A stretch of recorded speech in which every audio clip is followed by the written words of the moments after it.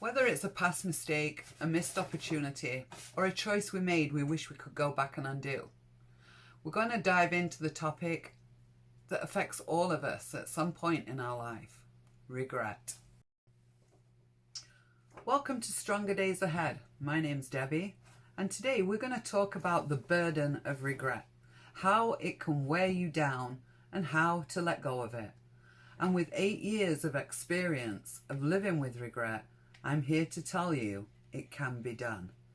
So let's dive right in. Disclaimer here, I am not a doctor, I am not a therapist, I am not a psychologist. I am simply a wife, a mother, a grandmother. I work full-time as a support worker to developmentally challenged people, and I adore my job. During my 23 years in Canada, I have been asked so many questions concerning life events, life issues, things that people are going through.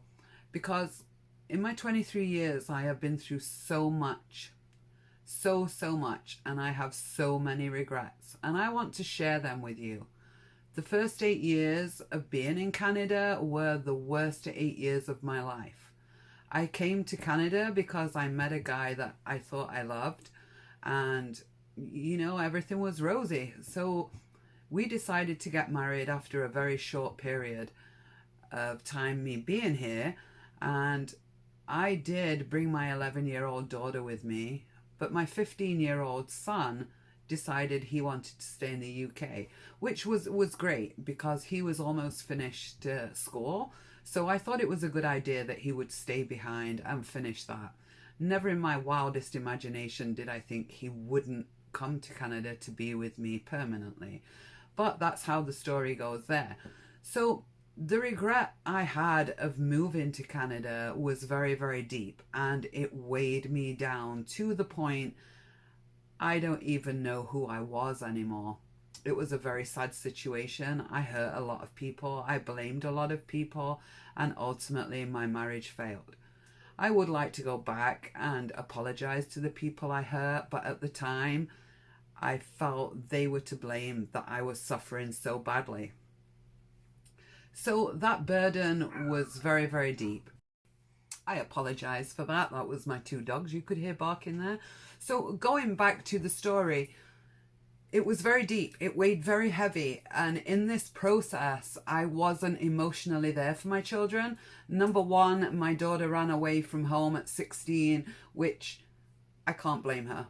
I was physically present. I wasn't emotionally present. My mind was so absorbed with what had happened to me and regretting my choice that I forgot I made that choice for her, and she didn't have a say in it.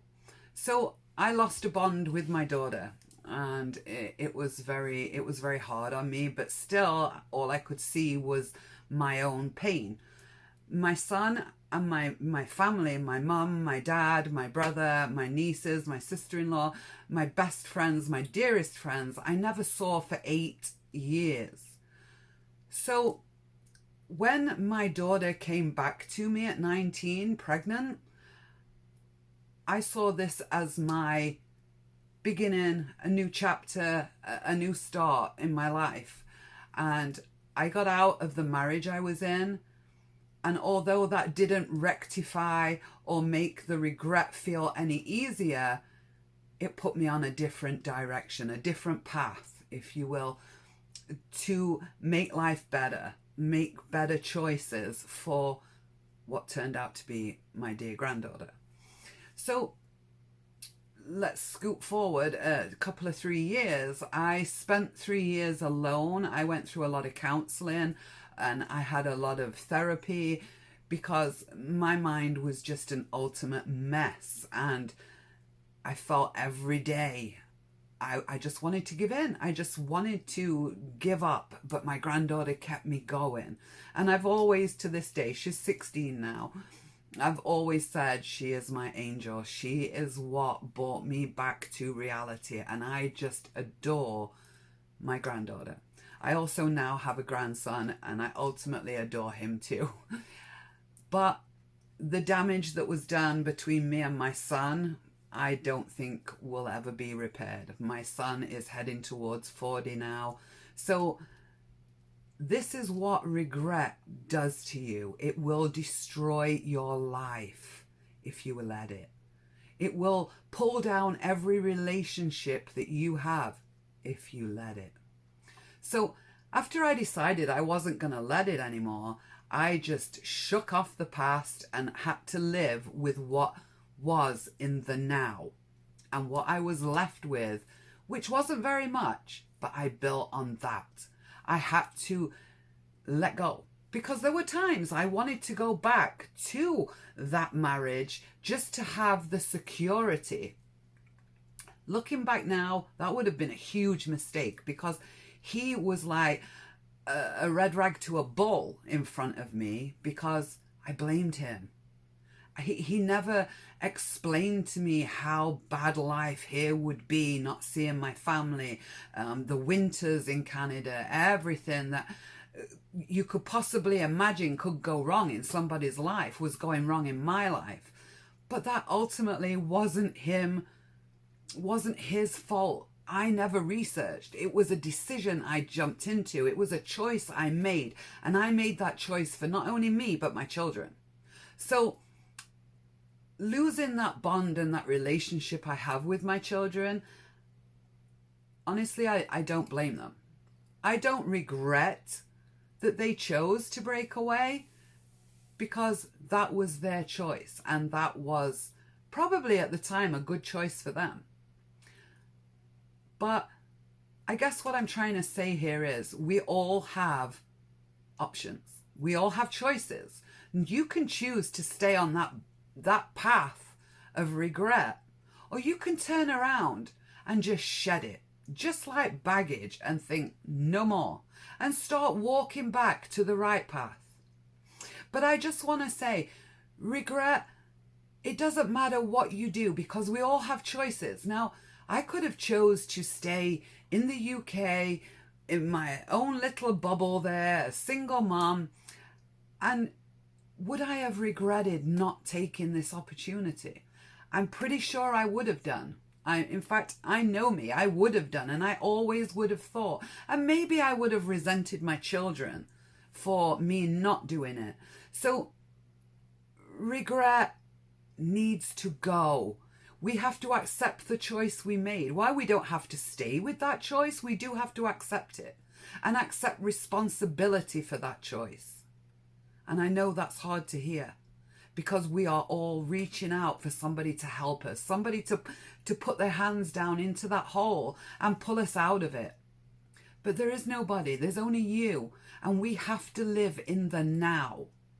So fast forward 3 years after I got out of my marriage, I decided it was time to start dating again. So I did meet my now husband, who was somebody totally different to my previous relationships. I found him very boring, and again those regrets crept in, and those regrets started causing problems in this relationship. So I had to look seriously at myself and think, what am I gaining through holding on to this deep regret? Because I was constantly, even though I'd had the therapy and everything like that to help me, and I had the tools to help me, I was still looking for somebody to take away this heavy burden, this feeling of regret. But nobody can do that. As I've said previously, we have to dig ourselves out of this hole. So once I decided to accept my life as it was, from that moment, life began to move forward. And now I am in a happy marriage. It's not fantastic. It's not, all roses and hearts, and we have our ups and downs, as all marriages do, or relationships or partnerships, they all do.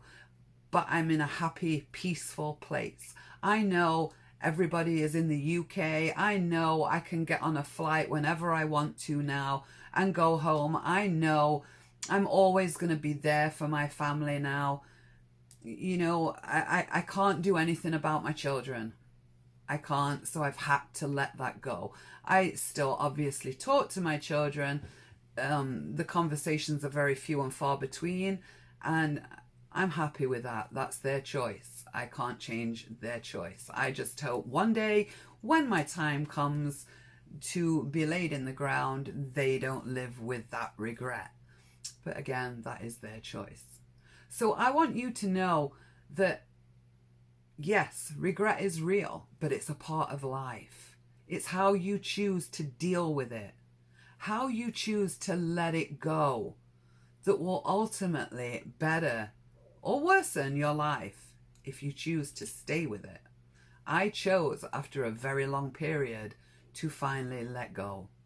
And it was strange to begin with because I felt I was letting go of normality, which is a very weird way to think, but that is human nature. We all have these weird ways of thinking that something bad is really so good. And that's because holding on to that is actually still giving us pleasure. As corrupt as that sounds, it really is giving us pleasure. Looking back at past photos, even though you was living with regret at that time, it's still bringing us pleasure. So we need to let go of everything to do with our past. Not our past per se, but our past as in the regret that we had from that life decision we made. Because now I look back and I wasted so many years, and I can't get those years back. I just really can't. So I want you to take this with you. If you're suffering with regret right now, no matter what the reason is, I want you to just sit and think. No matter which choice you make, you will regret the choice you didn't take. So is it a choice that you can live with? Or is it a choice that you might need tweaking a little bit to make it right? Or is it absolutely a no-go choice? These are the things you need to understand. Because once you have that regret, it's hard to get rid of it. And a lot of years go by where you don't realize you're suffering with it. So please, take this from this video. Live in the now, because the now is all you have. It's all any of us have. So if you got any value from this, please give me a thumbs up, hit the subscribe button, hit the bell notification so you get an update of all my upcoming videos. And over the coming months, I am going to talk about things that affected me differently from moving from the UK to Canada, and not just the actual move or regret, but the whole parcel, the whole package of what comes from the choices I made. Until then, take care.